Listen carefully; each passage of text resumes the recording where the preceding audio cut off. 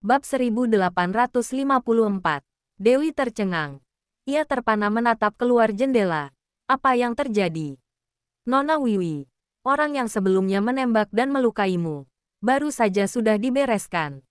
Jasper melapor dengan hormat. Apa Anda mau melihatnya? Ah, tidak perlu. Dewi menggeleng-gelengkan kepala. Anda tidak perlu khawatir. Jasper menjelaskan sambil tersenyum. Ini adalah Emron. Para bangsawan secara legal boleh memiliki senjata. Membunuh orang itu legal.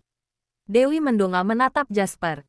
Tampaknya perkataan pria ini mengandung berjuta makna. Ia seolah sedang mengingatkannya. Jika ia tidak sengaja membuat Lorenzo marah, ia mungkin tidak akan bisa meninggalkan tempat ini secara hidup-hidup. Jangan takut. Lorenzo menatapnya. Dengan lembut. Aku tidak akan membiarkan siapapun menyakitimu. Oh, itu. Dewi ingin mengatakan. Ia tidak sengaja menghadang peluru untuk melindunginya. Ia hanya sial karena ada sesuatu di kakinya dan tidak sengaja ia jatuh ke dalam pelukannya. Benar-benar hanya kebetulan. Namun setelah dipikir-pikir, menyelamatkan nyawa memang lebih penting. Orang pintar tidak akan membuang kesempatan yang menguntungkan untuk menghindari penderitaan. Ia harus menyembuhkan lukanya terlebih dahulu, baru mencari kesempatan untuk melarikan diri dari sini. Rawat lukamu dengan baik, Lorenzo mengingatkannya. Lalu berbalik dan pergi. Dewi menatap punggungnya. Ia kehilangan kata-kata. Pria ini tampaknya tinggi dan besar. Ia benar-benar mengira Dewi sengaja melompat ke arahnya untuk menghalangi tembakan demi dia. Pria ini terlalu percaya diri. Nona Wiwi, Anda tampaknya tidak asing. Apa kita pernah bertemu sebelumnya? Jasper menatap Dewi. Ia selalu memiliki rasa familiar yang tidak dapat dijelaskan terhadapnya. Namun sekarang ia tidak dapat mengingat di mana ia pernah bertemu dengannya. Tidak, aku tidak pernah bertemu denganmu. Dewi langsung membantahnya. Jika Lorenzo tahu ia adalah tabib Dewi, apa dia akan mengira Dewi sedang mempermainkannya? Selain itu, jika ia tahu identitas Dewi yang sebenarnya, maka Dewi benar-benar tidak bisa lari lagi nantinya. Oke, Jasper tidak berani banyak bertanya. Bahkan ia tidak berani menatapnya terlalu sering. Ia secepatnya menundukkan kepala dan berjalan keluar. Dewi berbaring di atas kasur dan berpikir liar. Sebelumnya saat ia tidak mengenakan masker, ia berpura-pura menjadi seorang penari dan terus mengenakan rambut palsu. Namun kini ia tidak mengenakan riasan ataupun rambut palsu.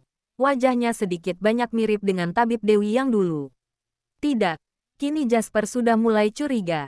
Bahkan jika kini Lorenzo sedang tergila-gila dengan cinta, tidak memikirkan ke arah sana.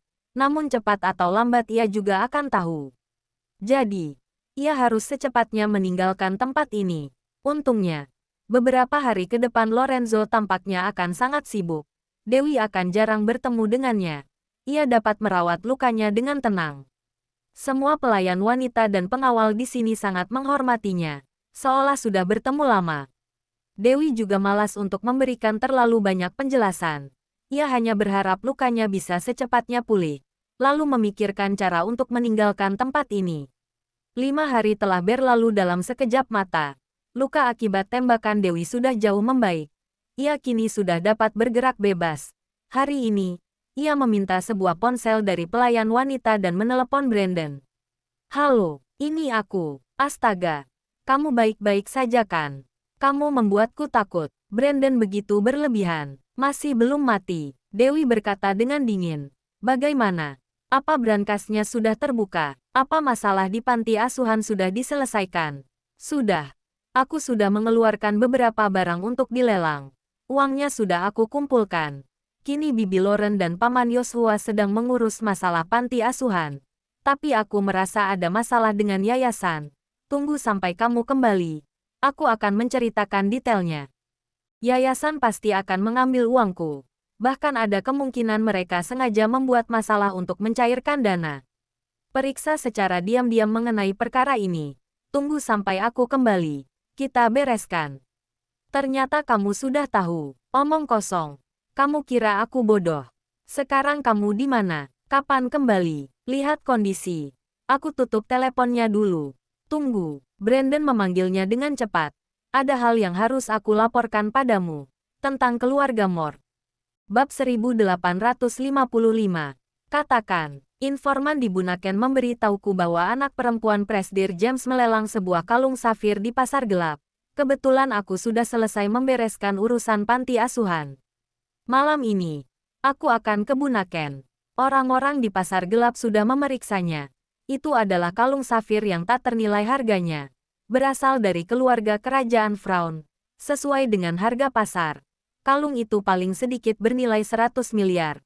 Harganya akan lebih tinggi jika dilelang. Aku sudah minta orang di pasar gelap untuk menghubungi Nona Smith itu. Ia sedang dalam perjalanan. Setelah nanti kita bertemu, berapa harga yang harus aku buka? Kira-kira 2 miliar. Dewi menjawab langsung. Hah, 2 miliar. Brandon sedikit tidak setuju. Aku tahu maksudmu. Seseorang yang telah kehilangan ayahnya. Gadis yang sebatang kara dan tidak berdaya. Jika terlalu banyak memegang uang akan sangat berbahaya. Tapi, bukankah kita harusnya memberikannya lebih banyak uang? Lahir dalam kesedihan, mati dalam damai. Dewi sungguh yakin, di saat-saat ini, jika dia punya terlalu banyak uang, dia akan mudah menyerah pada diri sendiri. Sebaliknya, kalau ia hanya punya sedikit uang, dia bisa menghidupi hidupnya dan sedikit memiliki tekanan. Dengan begini, dia baru bisa berjuang untuk maju. Aku mengerti. Brandon sangat penurut. Simpan kalung itu dengan baik. Kembalikan padanya di masa depan. Dewi memerintahkannya. Aku tahu. Kakakku sedang membalas kebaikan mereka. Hanya tidak terlihat saja. Perkataan Brandon mengandung sedikit ejekan. Namun juga sangat menghormatinya. Kamu bilang, kamu masih muda. Bagaimana kamu bisa hidup begitu bijaksana? Sudahlah. Bicara denganmu bikin sakit kepala. Dewi langsung mematikan telepon. Ia lalu memegang kepalanya dan berbaring di atas kasur. Akhir-akhir ini ia selalu kelelahan dan mudah lupa. Dalam sekejap mata ia lupa. Ia meletakkan barangnya di mana barusan. Ia tahu. Pecahan logam di bagian belakang kepalanya sudah mempengaruhi ingatannya. Ia harus mengatur jadwal operasi sesegera mungkin. Jika tidak, ia tidak berani membayangkan akibatnya. Ia sudah memutuskan bahwa malam ini ia akan berbicara dengan Lorenzo untuk meninggalkan tempat ini. Jika ia tidak menyetujuinya, Dewi akan langsung membuka kartu AS-nya. Tepat saat sedang memikirkan hal ini, terdengar suara Nola dari luar. Malam ini akan ada tamu datang. Beberapa dari kalian cepatlah ke dapur untuk bantu-bantu. Baik, sebagian lagi. Pergilah dan hias ruang tamu. Baik, tepat saat Nola sedang mengatur pekerjaan pelayan-pelayan wanita, perawat mengetuk pintu dan masuk ke kamar Dewi. Ia kemudian memberikan hormat dan berkata, Nona Wiwi, waktunya minum obat. Ya, Dewi bangun dan minum obat.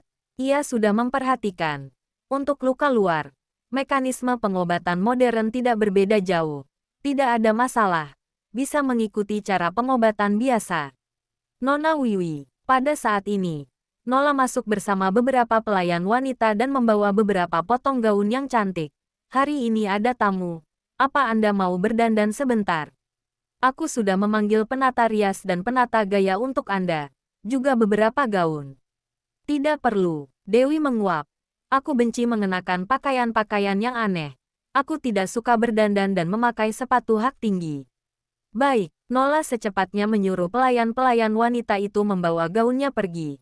Tuan Lorenzo bilang, semuanya harus mengikuti keinginan Anda. Terima kasih. Dewi mengucapkan terima kasih. Ia meminum habis obatnya dan tertidur lagi. Nona Wiwi, apa Anda ingin keluar jalan-jalan? Nola bertanya dengan hati-hati. Anda telah tinggal di dalam kamar selama berhari-hari. Pasti bosankan. Tidak perlu. Dewi hendak menolak. Tapi setelah dipikir-pikir, jalan-jalan keluar juga bagus. Mengenali lingkungan sekitar. Ia akan memanfaatkan waktu di tengah malam ketika semua orang terlelap, untuk melarikan diri secara diam-diam. Ia langsung mengubah perkataannya saat mengingat ini. Baiklah, kita keluar dan berjemur. Baik, aku akan membantumu. Nola secepatnya memapah Dewi. Pelayan wanita memakaikannya mantel. Sekelompok pelayan membantunya turun. Tidak perlu orang sebanyak ini. Aku bisa jalan sendiri. Dewi tidak terbiasa dengan orang-orang yang berteriak membuka jalan di depan dan yang menuntunnya di belakang. Satu orang menunjukkan jalan, sisanya kembali saja. Nola secepatnya membubarkan pelayan-pelayan lainnya. Ia sendiri yang menemani Dewi berjalan-jalan di taman. Ia ingin memapah Dewi, namun langkah kaki Dewi lebih cepat dan ringan dari dirinya. Bab 1856. Setelah 5 hari tinggal di sini, Dewi baru pertama kali mengelilingi kastil ini. Ia baru ingat ini adalah kota Snowy di Emron, sebuah kota dengan musim dingin sepanjang tahun. Di mana-mana lapisan putih yang bersih dan jernih, matahari bersinar di atas salju, seolah memantulkan sebuah cahaya perak, sungguh indah. Setelah 1 jam lebih Dewi mengikuti Nola berjalan-jalan.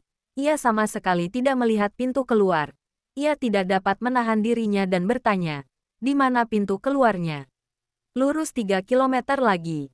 Kita sudah dapat melihatnya. Nola berkata sambil tersenyum. Kastil ini sedikit besar. Apa Anda mau aku memanggil mobil untuk membawamu berkeliling? Tidak perlu. Dewi melihat penjagaan yang sangat ketat. Para penjaga terus siaga. Ia pun membuang pikiran untuk kabur. Kastil ini begitu besar. Tidak terlihat ujungnya sama sekali. Ditambah lagi di mana-mana ada pengawal bersenjata. Idenya untuk kabur adalah sebuah ide yang mustahil. Apalagi kalau dia menyatakan keluar pun. Dia tidak kenal dengan orang-orang di luar. Bagaimana caranya ia bisa meninggalkan neraka ini? Lebih baik berdiskusi baik-baik dengan Lorenzo. Tepat saat sedang memikirkan ini, terdengar suara mobil dari tempat yang tidak jauh. Nola berkata dengan gembira, "Tuan sudah pulang." Dewi menoleh. Sebaris mobil perlahan-lahan datang dari kejauhan. "Nona Wiwi, mari kita masuk. Sudah saatnya menyiapkan makan malam untuk para tamu." Nola berkata sambil tersenyum. Kastil kami tidak pernah kedatangan tamu sebelumnya. Nona Wiwi adalah tamu pertama. Ini menandakan bahwa Lorenzo sudah biasa memiliki hubungan yang buruk dengan orang lain. Dewi berkata dengan santai, "Baiklah, aku akan kembali sendiri. Bibi kembalilah bekerja. Tidak perlu menemaniku. Aku ingin berkeliling dulu, lalu kembali sendiri." Setelah itu, ia melangkah menuju taman belakang dengan cepat. Nola khawatir sesuatu akan terjadi padanya. Ia segera meminta 2 pengawal untuk mengikutinya. Dewi berjalan santai. Dari taman belakang berjalan lurus ke depan. Sesampainya di sebuah titik, ia terkejut menatap pemandangan di depan matanya. Di depan ada sebuah hutan. Berbagai binatang buas menempati hutan itu. Harimau, singa, macan tutul, elang, ular sanca dan binatang lainnya. Tampaknya Lorenzo memiliki kebiasaan mempelajari binatang. Untuk apa ia melakukan penelitian ini? Apa yang ingin ia lakukan? Tepat saat Dewi sedang memikirkan ini, sebuah suara lembut tiba-tiba terdengar dari arah belakang. "Jangan takut." Dewi terkejut. Ia menoleh. Lorenzo mengenakan baju putih, berdiri di bawah pohon besar. Bayangan salju putih tercermin di wajahnya, membuatnya lebih tampan dan keren. "Mereka tidak akan menyakitimu." Lorenzo menatapnya dengan lembut. Tepat saat ia hendak menghampiri Dewi, sebuah suara lembut terdengar, "Kakak sepupu." Seorang gadis melangkah cepat menghampirinya dan langsung menggandeng lengan Lorenzo. Dewi tertegun sejenak. Ia mendongakkan kepala. Gadis ini tinggi dan langsing. Kulitnya seputih salju. Pembawaannya berkelas. Gadis dengan kecantikan khas Emron. Namun ketika sepasang mata panjang dan sipit itu menatap Dewi, tatapan mata itu mengandung arti permusuhan yang terlihat jelas. "Kakak sepupu, aku mencarimu kemana-mana. Ternyata kamu di sini." Gadis itu melirik Dewi, lalu bermanja-manja dengan Lorenzo. "Di sini sangat dingin." Lorenzo berjalan menghampiri Dewi, menggandeng tangannya, kemudian berjalan pergi. Gadis itu ditinggal sendirian. Ia sangat kecewa, namun tidak berani mengatakan apapun. "Wati." Saat ini, seorang pria parubaya jangkung dengan sorot mata tajam datang. "Paman." Gadis itu langsung menghampirinya, menunjuk Dewi dan berkata, "Gadis itu. Aku sudah dengar." Gadis itu menghadang sebuah peluru demi El. Jadi El membawanya ke sini untuk diobati. Pria itu menatap Lorenzo yang sudah berjalan menjauh dan berkata dengan suara rendah, "Gadis kurus dan pendek seperti itu, sama sekali tidak punya daya tarik apapun. El tidak mungkin menyukainya." Walaupun ia menyukainya, kamu harus merebutnya kembali. Ingat, ketika menghadapi pria berwibawa sepertinya, kamu tidak boleh egois dan manja di depannya. Pria sepertinya tidak suka membujuk seorang wanita. Bab 1857. Ya, Paman. Wati menganggukkan kepala berulang kali. Ayo, masuk. Pria itu membawa gadis itu berjalan ke arah aula. Dewi menoleh dan meliriknya. Dia merasa orang itu tidak berniat baik. Selain itu, gadis itu jelas-jelas datang demi Lorenzo. Begini juga bagus. Ada orang yang mengganggunya. Lorenzo tidak akan ada waktu untuk menghiraukannya. Seharusnya dia akan segera melepaskannya pergi. Saat sedang berpikir, Nola menyambut mereka. Tuan, naiklah ke atas. Istirahat dulu. Lorenzo berkata pada Dewi dengan lembut. Makan malam nanti baru turun. Kamu ada tamu. Aku tidak mengganggumu lagi. Dewi sama sekali tidak ingin terlibat dalam masalah mereka yang rumit ini. Tetap harus bertemu dengan orang. Lorenzo tampak serius. Tidak perlu takut. Ada aku. Hah, Dewi tercengang. Kata-kata ini, apa maksudnya? Nona Wiwi, aku antar Anda ke atas. Nola kemari untuk mengantar Dewi. Pemikiran Dewi terpotong. Juga tidak menghiraukan kata-kata itu lagi. Setelah kembali ke kamar, Dewi berbaring di sofa dengan malas lagi. Nola mengantarkan minuman hangat untuknya. Dia minum seteguk, kemudian memeluk guling. Nola memakaikan selimut untuknya, berpesan pada pelayan wanita untuk menjaganya dengan baik. Di lantai bawah, Jasper membawa Semi dan Wati pergi ke ruang kerja. Tuan pergi ganti pakaian dan akan segera kemari. Kalian tunggu di ruang kerja sebentar.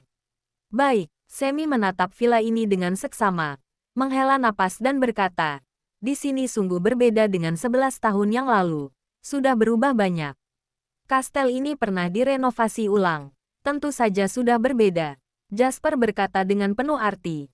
Bagaimanapun juga, pemilik di sini sekarang adalah Tuan.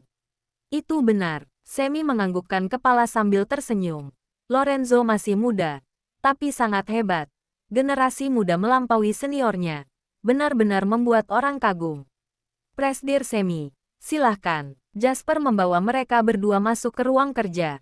Nola membawa pelayan wanita untuk menyajikan teh, juga menyiapkan kopi dan anggur merah yang bagus.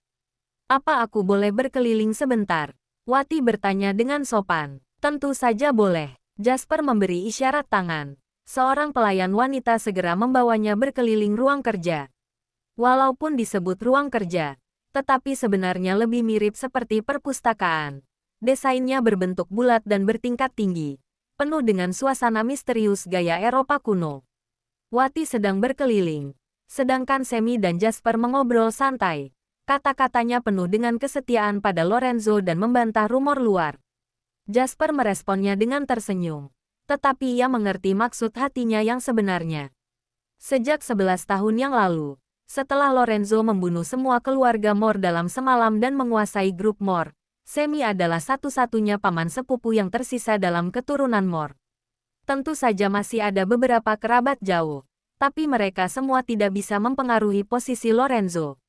Semi memiliki sedikit kekuasaan di grup dan keluarga Moore. Selain itu, dia terus diam-diam menarik kerabat dari keluarga Moore untuk berpihak padanya. Grup Moore memang bukan diwariskan secara turun-temurun. Masih ada 3 keluarga besar yang memiliki saham.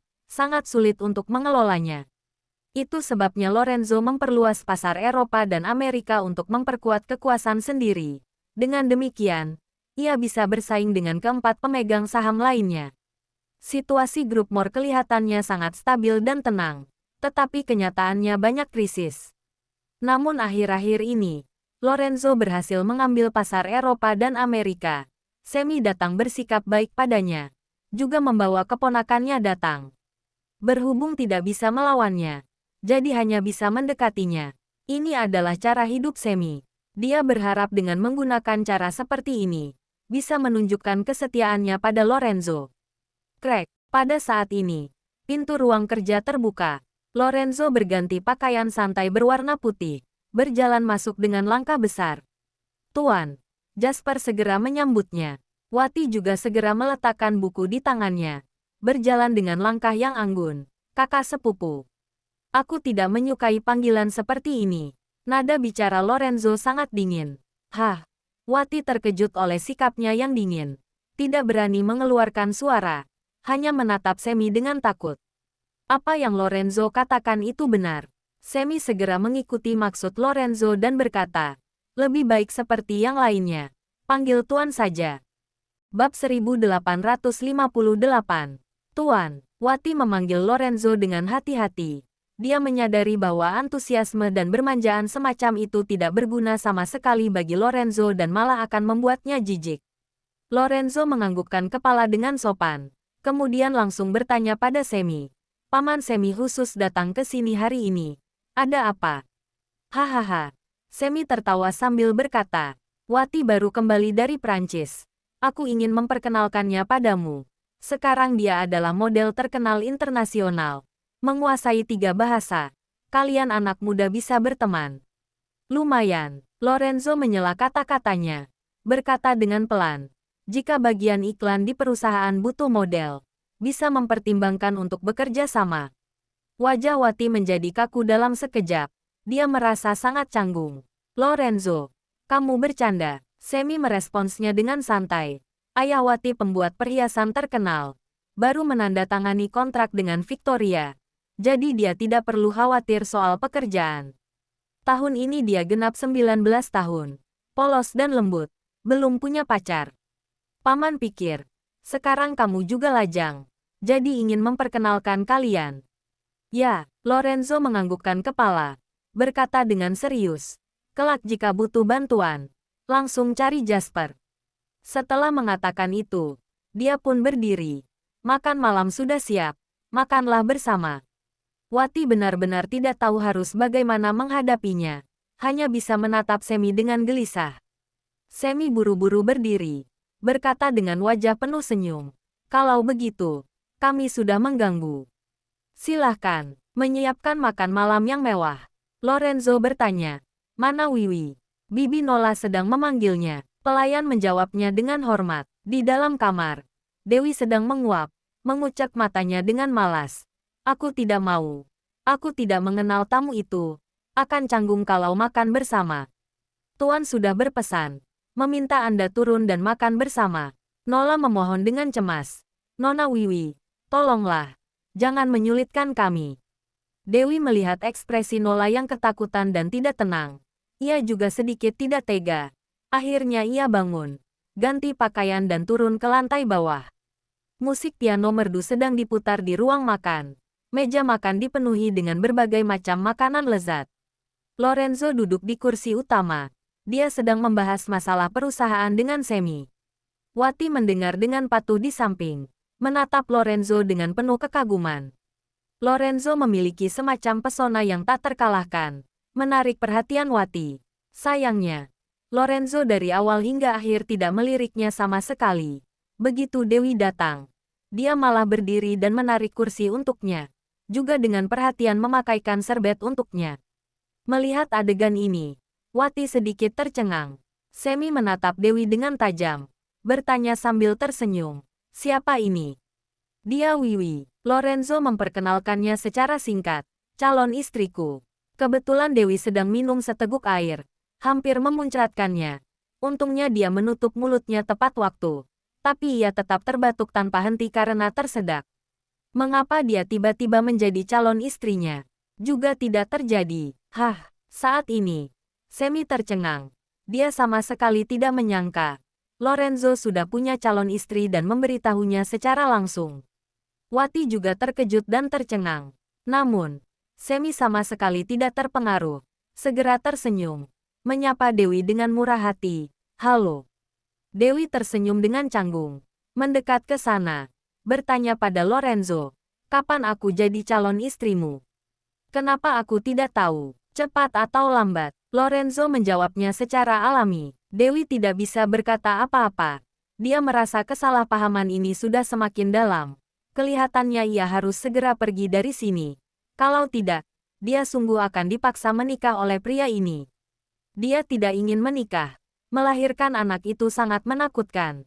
Jangan lupa like, komen, dan subscribe. Ya, Terima kasih untuk semuanya yang sudah subscribe, like, dan komennya. Tunggu terus kelanjutannya, ya.